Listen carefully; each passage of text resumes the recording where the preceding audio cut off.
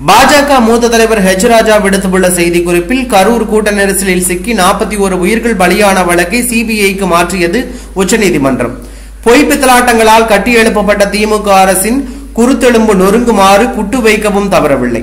அரசு மருத்துவமனையில் ஒரே இரவில் அத்தனை பேருக்கு பிணக்கூராய்வு நடந்துவதற்கான வசதிகள் இருந்தனவா?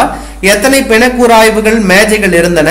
மதுரை உயர்நீதிமன்ற கிளையின் கீழ் வரும் வழக்கை சென்னை உயர்நீதிமன்றம் எதற்காக விசாரித்தது?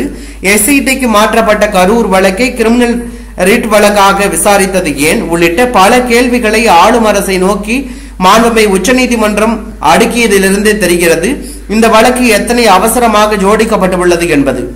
பெரும் மக்கள் திரளும் பிற அரசியல் கூட்டங்களுக்கு குறுகலான சந்துக்களை கொடுப்பது, முதலமைச்சரை தவிர மற்ற தலைவர்களின் ரோடு ஷோக்களுக்கு அனுமதி மறுப்பது, அரசியல் நிகழ்வுகளுக்கு முறையான பாதுகாப்பு வழங்காமல் ஒரு A1 குற்றவாளியின் இறுதி சடங்கில் ஆயிரக்கணக்கான காவலர்களை குவிப்பது உள்ளிட்ட ஆளும் அரசின் பல அயோக்கியத்தனங்கள் நீதிமன்றங்களின் தயவால் ஒவ்வொரு முறையாக மக்களிடையே அம்பலப்பட துவங்கியுள்ளது.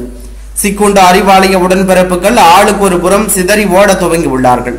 இந்த கண்கொள்ளா காட்சியை பார்க்க பார்க்க திகட்டவில்லை என்று அவர் தெரிவித்துள்ளது பரபரப்பையும் அதிர்ச்சியும் ஏற்படுத்தி உள்ளது.